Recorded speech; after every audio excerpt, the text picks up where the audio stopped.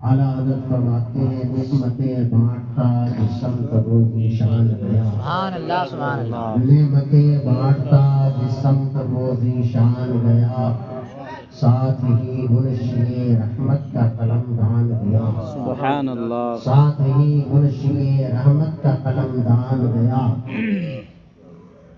یہ خبر جلد کی غیروں کی طرف دھیان گیا. یہ خبر جلد کی غیروں کی طرف دھیان گیا. میرے آقا میرے مولا تیرے قربان گیا. اور تم پر میرے آقا کی عنایت نہ سہی، اور تم پر میرے آقا کی عنایت نہ سہی. نجدیوں کلمہ پڑھانے کبھی احسان گیا، نجدیوں کلمہ پڑھانے کبھی احسان گیا. درود شریف پڑھنے اللہم صلی علی سیدنا مولانا محمد بالقلوب ودوائها وعافیة الابدان وشفائها ونور الابصار وضیائها وعلى آلہ وبارک وسلم صلاۃ وسلام علیک یا رسول اللہ صلی اللہ. حضرات، یہ کوئی تقریر کا موقع نہیں. آپ نے نظم میں بہت سارے کلام نعت پاک کے پاکیزہ اشعار سماعت کر لیے، اور اس تقریب سعید کا جو عام پروگرام تھا ختم قادریہ شریف، اس کی برکتوں سے بھی ہم سب مالا مال ہیں. اللہ تعالیٰ اس کی برکتوں اور فضیلتوں سے ہمارے بپن بھائی اور ان کے گھر میں آنے والے مہمان اور ان کے والدین کو سب کو سرفراز فرمائے. نو مولود کی عمر میں اللہ تعالیٰ خوب برکتیں عطا فرمائے. ان کے دادا دادی نانا نانی اور والدین کے لیے اللہ تعالیٰ اسی دنیا و آخرت میں شاد کامی اور مسرت و راحت کا سبب بنائے. اللہ تعالیٰ فرماتا ہے کہ اپنے رب کی نعمتوں کا خوب تذکرہ کرو. یعنی اللہ تعالیٰ جب کوئی نعمت عطا فرمائے تو اس کا شکر ادا ہونا چاہیے. اس کا ایک مطلب تو یہ ہے کہ بہت سے لوگ ہیں کہ اللہ تعالیٰ چاہے انہیں جتنا نواز دے وہ جیسے کہ تیسے رہتے ہیں، کہیں حال میں رہتے ہیں، پتہ ہی نہیں چلتا کہ کس موسم میں جی. کچھ ایسے لوگ ہیں کہ الحمدللہ ان کے چہرے سے خوشی اور غم کا اظہار ہوتا ہے. جب کوئی نعمت ان سے اللہ واپس لیتا ہے تو غمگین ہوتے ہیں، اور جب کوئی خوشی اور برکت اللہ انہیں عطا فرماتا ہے تو ان کے چہرے پہ خوشی کے اشعار، خوشی کے آثار نمایاں ہوتے ہیں. ہمارے بپن بھائی اور ان کے گھر والوں کے چہروں پر بھی اسی لیے خوشی ہے کہ اللہ نے انہیں پوتے کی نعمت سے سرفراز فرمایا. سبحان اللہ. جب سوچئے کہ دادا دادی اتنے خوش ہیں تو ماں باپ کا کیا حال ہوگا، نانا نانی کا کیا حال. ہر آدمی کو اولاد سے محبت ہوتی ہے. یہ محبت فطرتاً ہے، نیچرل ہے، خون کا رشتہ ہے. اس بنیاد پر آدمی محبت کرتا ہے، باپ بیٹے سے، بیٹا باپ سے، ماں بیٹی سے، بھائی بہن سے. یہ آپس کے جو رشتے ہیں یہ اس میں کسی مذہب کی قید نہیں ہے، بلکہ ہر آدمی کرتا ہے، ہاں مسلمان و غیر مسلمان. یہاں تک کہ کچھ وقتوں تک جانوروں میں بھی یہ چیز رہتی ہے کہ ایک جانور مادہ اپنے بچوں سے تعلق رکھتی ہے، ان کی تکلیف اور ان کے غم کا اسے احساس ہوتا ہے. میں ابھی اپنے گاؤں گیا تھا تو میرا کمرہ اکثر بند رہتا ہے، اس میں کبوتر بار بار آتے جاتے ہیں. تو اس بار صفائی ہوئی تو معلوم یہ ہوا کہ ایک کبوتری کا اس میں بچہ تھا. اب یہ تھا کہ اس کو بند کر دیا جائے جہاں سے یہ پرندے آتے جاتے ہیں. تو جب یہ معلوم ہوا کہ کبوتری آتی جاتی ہے اور اس صبح کے وقت میں جب اس کو احساس ہوتا ہے کہ لوگ نہیں جگ رہے ہیں، نہیں دیکھ رہے ہیں، تو بار بار آتی ہے. اس کو یہ ڈر لگتا ہے کہ اب لوگ آ گئے کہیں ایسا نہ ہو کہ ہمارے بچے کو نقصان پہنچائے. تو میں نے کہا کہ رہتے تو آنے جانے تو آ جا رہے تھے کبھی نہیں پرانے تو ہم لوگ کہاں آ رہے. کہنا یہ ہے کہ ایک جانور کو بھی احساس ہے کہ ہمارا بچہ ہے تو اس سے اسے محبت ہے. انسان کو کیوں نہ محبت ہو, مسلمان کو کیوں نہ محبت ہو. اس لیے کہ میرے آقا صلی اللہ علیہ وسلم نے ارشاد فرمایا المسلم من سلم المسلمون بیدہ ولسانہ. سچا مسلمان وہ ہے کہ جس کی زبان اور جس کے ہاتھ سے دوسرے مسلمان محفوظ رہیں. تو جب کامل مسلمان ہونے کے لیے یہ ہے کہ ہم سے آپ سے دوسرے مسلمان محفوظ رہیں, تو پھر کوئی ماں باپ اپنی اولاد کی حفاظت کیوں نہ چاہے, کوئی دادا دادی اپنے پوتے پوتی کی حفاظت کیوں نہ چاہے. بے شک. کسی مسرت آمیز لمحے میں صاحب خانہ بپر بھائی یہ ویسے بھی ہمیشہ کچھ نہ کچھ کیا کرتے ہیں. اس بار انہوں نے یہ عقیقہ جو رسول پاک صلی اللہ علیہ وسلم کی سنت ہے, اس کو لکھا ہے سنت مستحبہ. یعنی ایسی سنت ہے کہ اگر آدمی نہ کرے تو گناہگار تو نہیں ہو, لیکن یہ باپ کے اوپر ضروری ہے. اور قیامت کے دن جس بچے کا عقیقہ نہیں ہوتا ہے وہ اپنے ماں باپ کے لیے پھر سفارش نہیں کرے, وہ اپنی سفارش کا حق کھو دیتے ہیں. اگر اللہ تعالیٰ نے انہیں استطاعت دی ہے باپ کو, تو چاہیے کہ باپ اپنی اولاد کا عقیقہ کرے. رسول پاک صلی اللہ علیہ وسلم کے دادا نے بھی حضور کا عقیقہ کیا تھا اور حضور نے اپنے نواسوں کا عقیقہ کیا. سبحان اللہ. امام حسن و حسین رضی اللہ تعالی عنہما. آج اگر کوئی دادا اپنے پوتوں کا عقیقہ کر رہا ہے تو یہ حضرت عبد المطلب کی بھی سنت ہے, اور اگر کوئی نانا کر رہا ہے تو یہ رسول پاک صلی اللہ علیہ وسلم کی سنت ہے. اور جو سنتیں ہمیں بتائی گئی ہیں ان میں سے ایک اہم سنت ہے, ہمیشہ سے مسلمانوں میں یہ دستور چلا آ رہا ہے.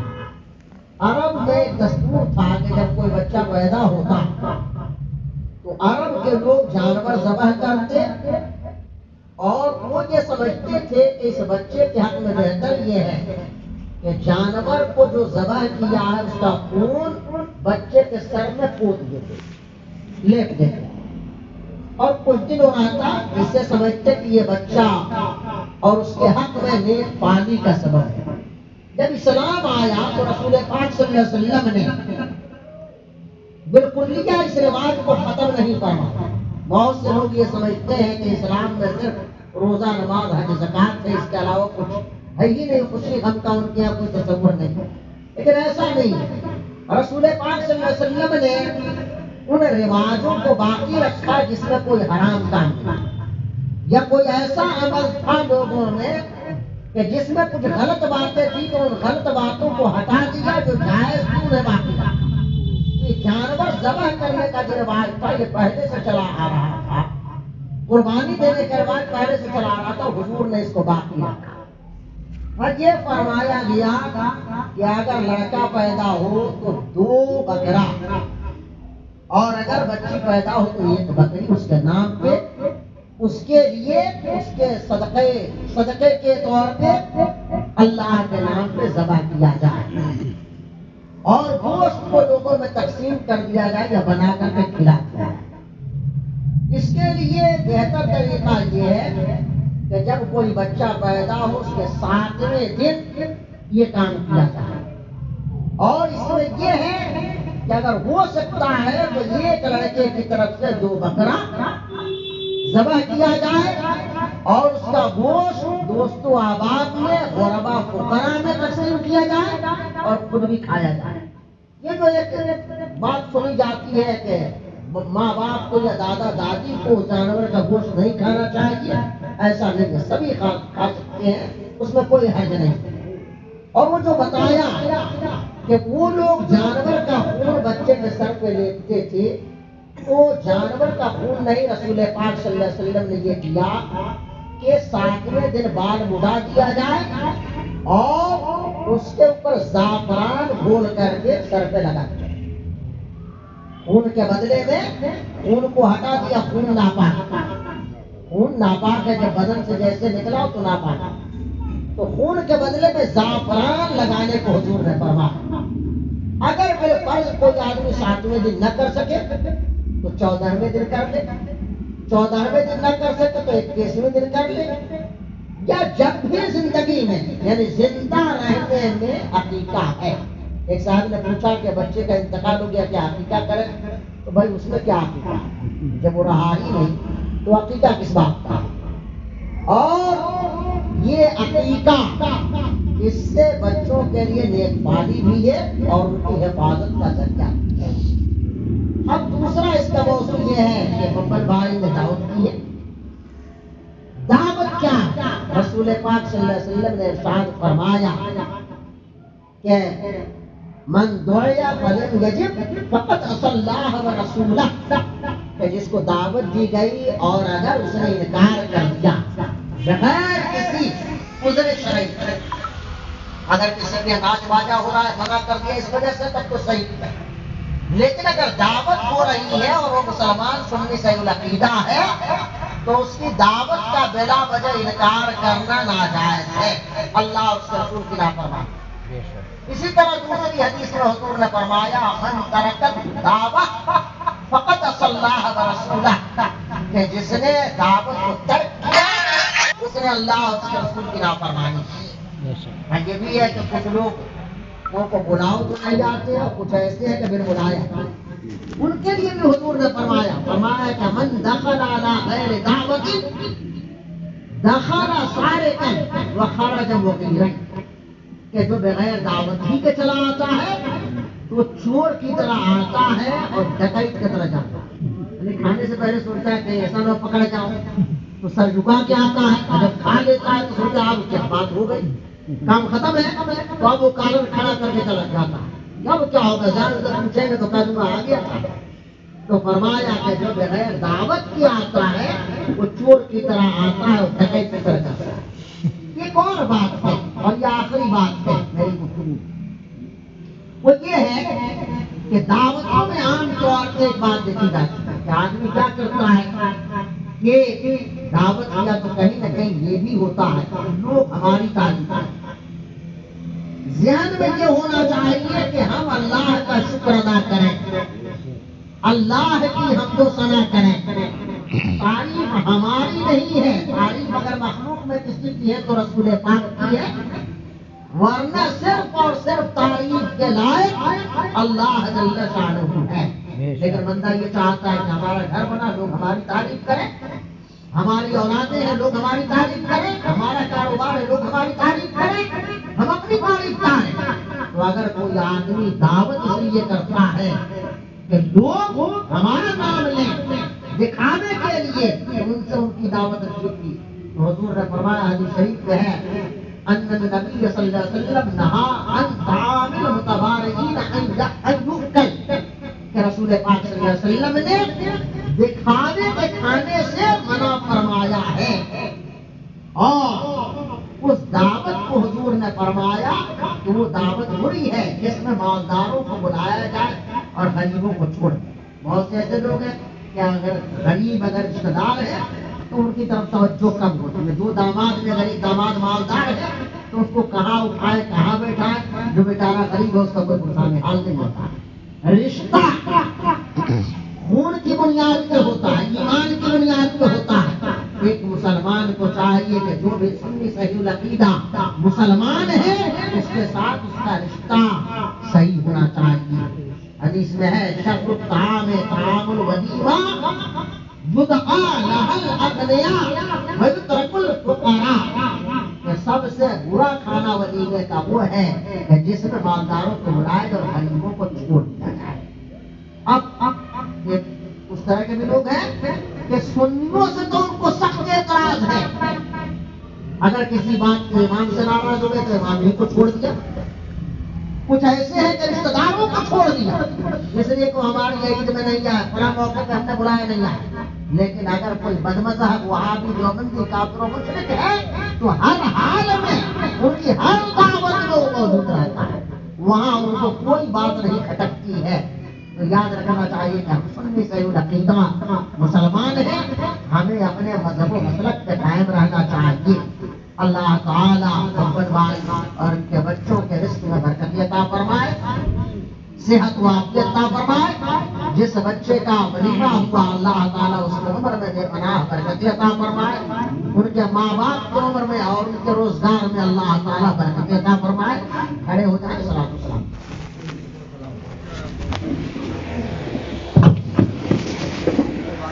مصطفیٰ جان رحمت پہ لاکھوں سلام، مصطفیٰ جان رحمت پہ لاکھوں شمع بز میں ہدایت پہ لاکھوں سلام، شمع بز میں ہدایت پہ لاکھوں سلام۔ شہریار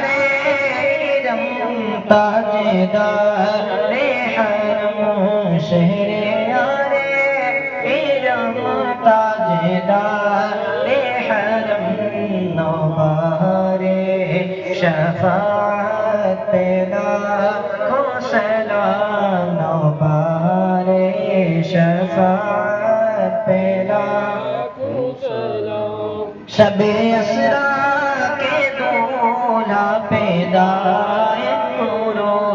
شب اسرا کے دولہ پیدا دونوں شیبز میں جنت پہ لاکھوں سلام، نو شیبز میں جنت پہ لاکھوں سلام۔ کاش محشر میں جب ان کی آمد ہوئے، کاش محشر میں جب ان کی آمد ہو رے، بھیجے سبون کی شوکت پہ لاکھوں سلام، بھیجے سبون کی شوکت پہ لاکھوں سلام۔ مجھ سے خدمت کے قدسی کہیں رضا، مجھ سے خدمت کے قدسی کہیں رضا، مصطفیٰ جان رحمت پہ لاکھوں سلام، شمع بز میں ہدایت پہ لاکھوں سلام۔ یا نبی سلام علیکہ، یا رسول سلام علیکہ، یا حبیب سلام علیکہ، سلام اللہ علیکہ۔